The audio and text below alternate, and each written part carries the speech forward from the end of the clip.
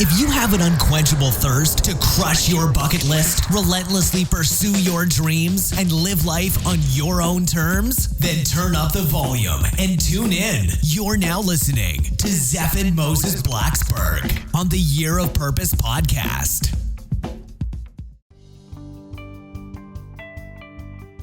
This episode of the Year of Purpose is brought to you by our brand new book, Life Rescripted. Find your purpose and design your dream life before the curtains close. If you want to be the first in line to receive a free digital copy from me, all you have to do is head on over to www.liferescriptedbook.com to find out more. Hey everyone, this is Zeph and Moses Blacksburg with the Year of Purpose podcast, and today I'm joined by Erlend Bakke, and he is a Norwegian serial entrepreneur, speaker, and #1 international best-selling author, born in 1981 in London, UK. He currently owns the following 3 companies: Mr. Outsource, 360, and 360 Factory. He speaks on the topics of entrepreneurship with a focus on how to automate and outsource your business to avoid the trap of becoming a business prisoner. He spends most of his time between London, Oslo, and the Philippines, but speaks all over the world. How's it going today? Very good, thank you. How are you? Pretty nice. It's nice to be here with someone who is, thousands of miles away. So it's always cool when you get to talk to somebody and, it's not like they're down the street. You get to meet someone from a different part of the world. And I'm sure the weather is totally different where you are here. It's pretty cold outside. It's starting to get into winter.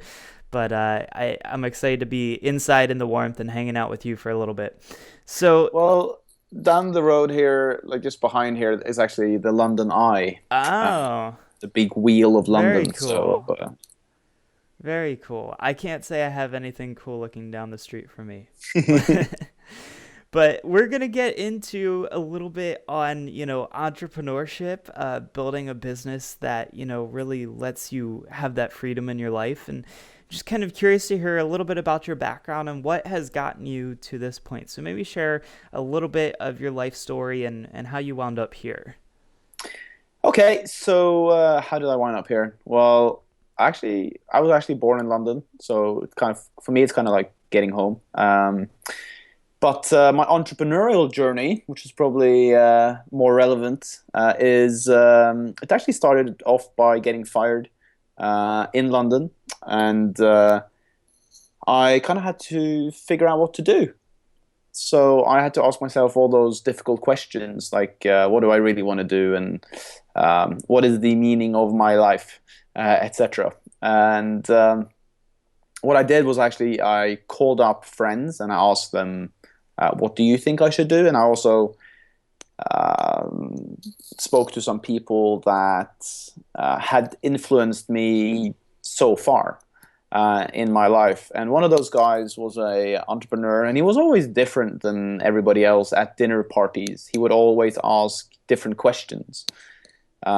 He would usually ask why, like, why you want to do that? Oh, and he would keep on digging to really, understand. And he was just different. So he was definitely an inspiration for me. But basically, a friend of mine had started a 360 photography company, so you could turn things around online.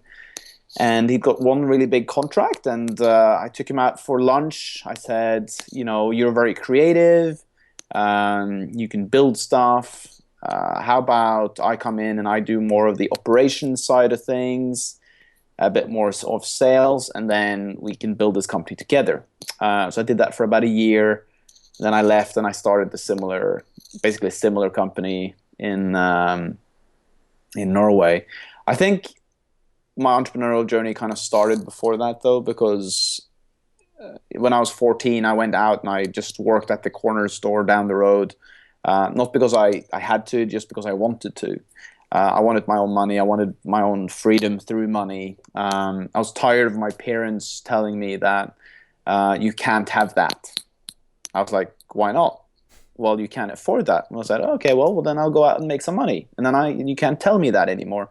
And that was very liberating, at the time. I remember getting my first paycheck, and I was making $8 an hour. No, $7 an hour. And I was really stoked when it got increased to $8 an hour. So that's really where it started. But I think for myself and for most people, we kind of grow up without entrepreneurial parents. And it's a very different world. The school system doesn't sit you down and tell you this is how the world is built up. Because the fact of the matter is that society favors the business owners, the people that create wealth in the world.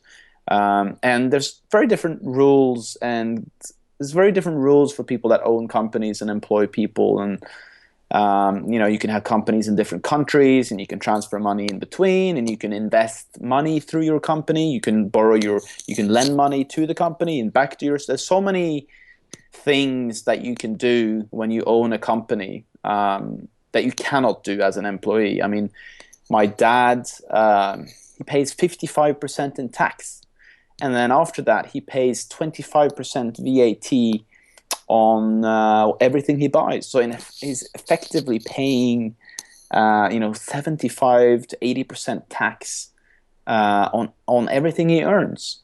And when you have your own business, you can decide how much you want to pay yourself and how much the government is going to take, and it gives you a much greater sense of freedom. And basically, in my book, Never Work Again, I've traveled all over the world, and that's been a business expense. So immediately, I've been saving 55% because it's a business expense. And what qualifies a business expense? Well, that's a good question. It's actually, as long as you can justify it, it's a business expense. So one thing that I've started making are these bucket list videos. So I'll say, oh, where do I want to go? Well, maybe I want to go to the South Pole. And I'll go to the South Pole and I'll make a video about going to the South Pole. Hence, it's a marketing expense. I can put all the costs on the company. Wow. Which makes it a 55% saving versus somebody that's employed that wants to do the same. So they have to make a lot more money to have the same amount of freedom. So that's I'm not sure I answered your question, but that's kind of the round trip we went on. No, that's very interesting. So, your business now affords you the ability to write off a lot of your experiences as a deduction for your taxes. So I guess the only thing that a lot of people would probably think of right now is, well, you have to have the money in the first place to front for that, right? Like, you still have to be able to buy the plane ticket. You still have to be able to pay for everything. So a lot of that starts with creating a business, right? Absolutely. And the fact is, most businesses fail. As much as 9 out of 10 in the first 5 years. And it's actually only after about 3, 4, 5 years that businesses actually start seeing profit. And that's because business is very counterintuitive. In life, and as humans, we're used to instant gratification. Whilst in business, it's long-term gratification. You need to be in it for the long haul. So a lot of the people that sit down and start a business, they're thinking short term. They're going like, a lot of my coaching clients, they say, oh yeah, I'm going to replace my income in 3 months. Okay, well, that is possible, but it depends on the type of business that you're doing and your contacts. I mean, if you're doing consulting and you're working as a consultant for a company and you have a really good network, and you go outside and you say, oh, I'm now an external consultant, yeah, I probably think you could replace your salary or probably double it because now you don't have the cost of your employer, right? But there's a lot of other risks involved. But starting a company is really about the long-term game. So let's say you're 25, and it's most likely, if you take care of yourself, you're probably going to live until 85, maybe 90. And the fact of the matter is that you have a lot of years left to, you know, build whatever you want to build. And yes, things are changing, and yes, there's trends and waves coming that you might want to catch and like really surf that. But I think one thing that's really important for everybody to understand is that there's two types of businesses. There's the lifestyle business, right? And then there's the performance business. And those are very, very different kind of companies. A lifestyle business is typically 12 people in an office, you know, turning over like $300,000, $500,000 up to a couple of million. And the business owner can live a good life. He can take out money. He can do stuff for his employees. But then if you want to go to the performance level, if you want to take a lifestyle business to the performance level, that's a very treacherous journey where you have to make a lot of investments, and you get a lot of J curves going on, like multiple of J curves. J curve is basically when you decide to do something and you invest your money, and you know, you don't really making money, but then it goes back up and you start seeing a return on that investment. So I'm basically a coach and a trainer for people that have a lifestyle business or want a lifestyle business. So is it possible to make things happen? Absolutely. I think perseverance is very important, and to actually be able to stay in the game, that's where personal development comes in. That's where exercise. So basically, I call it the big four. You got sleep. You gotta go to sleep. I didn't sleep enough last week. I typically get 7-8 hours a day, but last week was really busy for me. So I was tired this week, and I hate being tired, you know. So sleep, exercise. Okay, so you need to move and be active, and then food. What are you eating, right? So, you know, do you have like an 80-90% plant-based diet? Right. So where do you get your energy from? Well, you get your energy from sleeping, from exercise, and also from food. Right. So this is again things that we're not really trained for in school. Like the school system doesn't teach you how to make money. It teaches you how to become an employee and have a employee mindset. Right. And it's interesting how programmed we are, because I kind of teach people outsourcing, right? And in school, you get told to sit down, shut up, and do the work yourself. And if you decide to collaborate with somebody else, that's cheating. If you decide to model somebody else's work, that's cheating.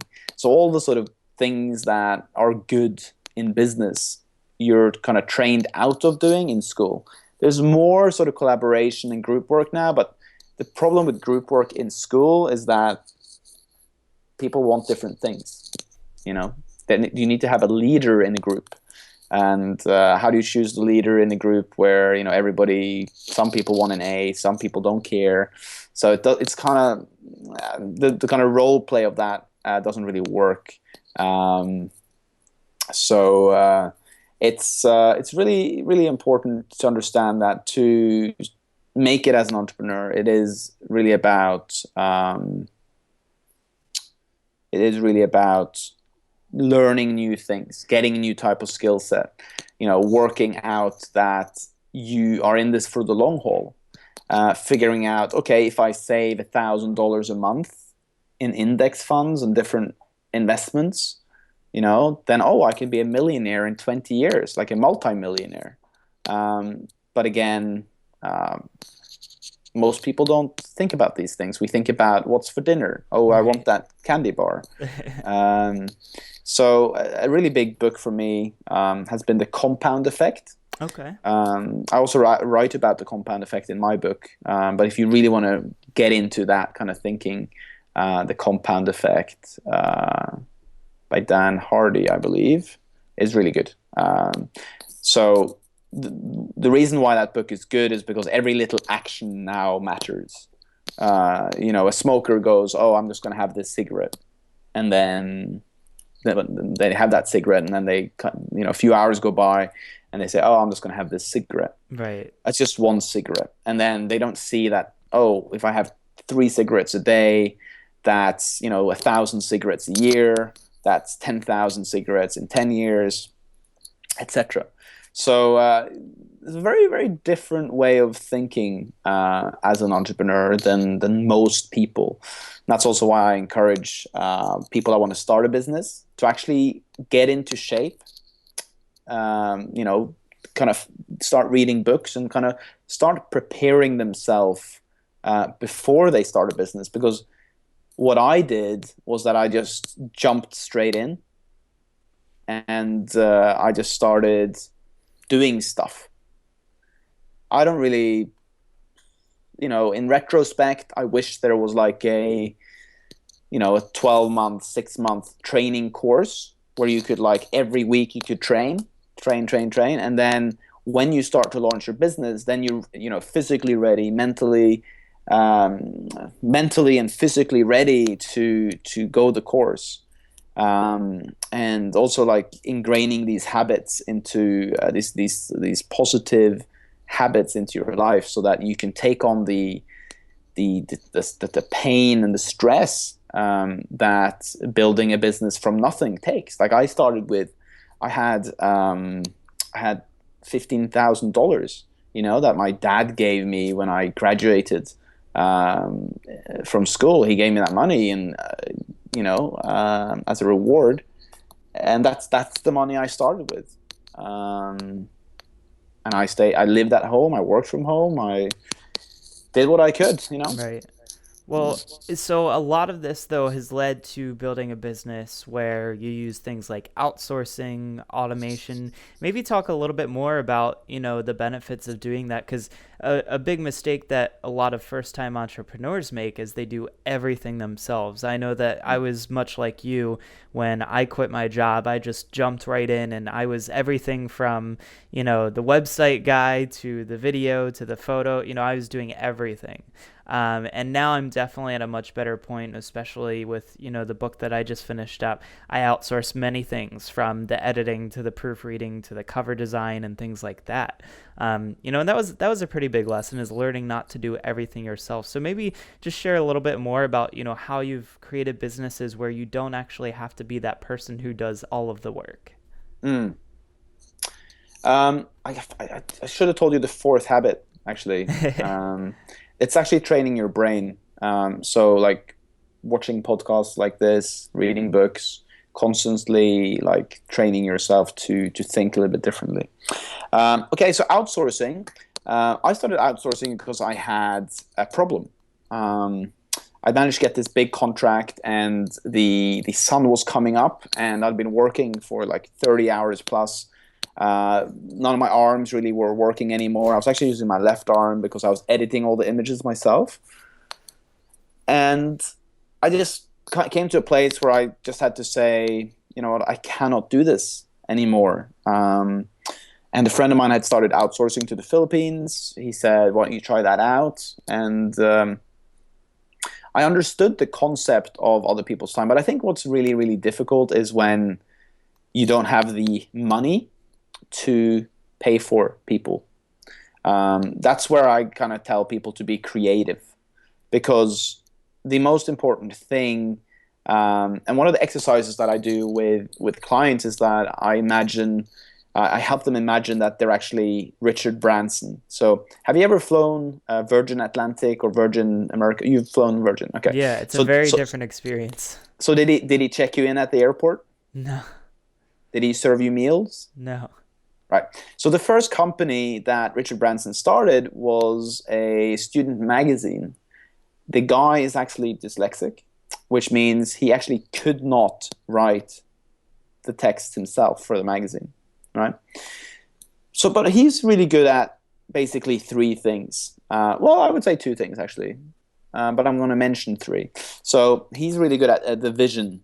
So most people want to be part of something. We want to be part of something bigger than ourselves. And if you can be a person that projects that, So if you have a big idea, a big vision for what you will be creating with them, you are far more likely to attract great people to you. Okay. So vision and people, that's really his two skill sets. Okay. So he has this ability to just do things, inspire people, and that way he attracts A players. And what you really want to have is like a lot of A players in your dream team. And the funny thing is, like, again, business is weird because it's the entrepreneurial journey is very strange, because when you start out, it is kind of, imagine reverse Super Mario. So instead of starting at the easy level, you're starting at the most difficult level, and then you kind of play, and the longer you play, the easier it gets, right? Which is kind of, again, it's counterintuitive, it's unnatural, but business works that way. So in terms of people, right? So that's one of the things that makes business easier and easier the longer you play, is because, like, if you have more horses to pull the load, you can pull a lot more load, which means you add more value, which means you'll make more money. And by the way, guys, if you want to make more money, you got to add more value. Okay, you got to add more value, and one way is having more people. Another way is creating a more efficient business that is able to add more value, like using technology. So the third element, which I'm not 100% sure how good Richard Branson is with managing money. Supposedly, he only learned how to read a spreadsheet a few years ago. So the third element is money. Understanding how to keep money in the business and then invest it wisely. But in terms of outsourcing, there's a global talent pool out there that we have access to through the internet. As you said earlier, like you're somewhere else than I am. And this is really cool. So you have access to talented programmers, graphic designers, and oftentimes, if you go somewhere locally, people will be. It's kind of like, in the Western world, we're so comfortable and we have access to so many of life's pleasures. I think Tony Robbins said something like, if you go back 80 years, like, people didn't have electricity and toilets and hot water. And, forget about TV. Maybe they had a radio. I mean, and in today's world, like, we're living like kings, right? Which kind of makes us a little bit comfortable. Comfortable sometimes makes us lazy. And if that guy makes X amount of money an hour, I want to make X amount of money an hour. The cool thing with working in outsourcing, and, I'm not really sure where you're outsourcing to, but these people are quite hungry. Right, they're hungry for the work. They're hungry to learn and grow and sometimes please you as well. Hopefully, they're interested in that. And that's the beauty of outsourcing, is that you can connect with somebody on the other side of the world. You can send them a Tony Robbins video or maybe this video, and say, like, hey, watch this. This is really good, and you can be adding value like that. I'm constantly sharing, educational, motivational stuff with my team in the Philippines, because I want them to become better people and do better. So that's kind of the value add that you can do. So people are willing to work for less money if they believe in your vision and you as a person, and also, like, if they work with cool people. That's another important factor. Very cool. And then was that part of there? You said there were two key things, but there was a third that you were going to add in there. Is that the third one you wanted to add in there? That was the money side. The money, yeah. Cool. But with money, you can be creative. Like, there's students out there that are looking for work experience. Right. Maybe a student wants to become like a radio host. Then you can get them to work for you for free on your podcast. Very true. So there's always a way to find someone, at least, especially when you're getting started, when you don't have the money or the resources to really get going. I know that for me, it was super helpful to have an intern when I first got my stuff off the ground. And I also worked with people who, accepted a lower price at first of what they would be paid, knowing that, if they helped me build what I was trying to build, that I could start to pay them more. And so that's been really good too. And I know automation is also part of it for you as well, right? Absolutely. So when it comes to automation, it's really depending on size of the company. I think for most small businesses, an Excel spreadsheet and a virtual assistant goes a long way. It's very easy to get stuck in this pursuit of automation and kind of forget that, what is the minimum viable thing that I need? And then just like getting that working. One of the things that I think about every single day is, what is the sort of one big thing that I need to do today? And actually spend time thinking about it. There was a Harvard professor called Bob Posen, who used to be, I think he used to be the CEO of Fidelity, the bank, the insurance company. Is it a bank insurance company? Yeah, the bank. Anyway, it's a big company.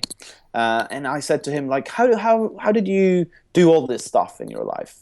And he said, well, every day I would sit down for 15 minutes in a chair and I would really think about what was important. And then step number 2 is I would do what was important and I would leave everything else. And that is so easy to hear and so difficult to do. And I do not do it every single day, but I do try. So with automation, it's like, okay, you need to really understand what is needed to be automated. So when defining what you need to automate, you need to divide your company into project-based tasks and daily habits. So a project-based task is like launching your book would be a project-based task. A habit is like invoicing clients, doing the work for clients, customer service, everything that's a daily, weekly, or monthly thing for you or your business is a habit. I would always start with, like, if you're going to have somebody employed in your company, in your business, then you need to have habits.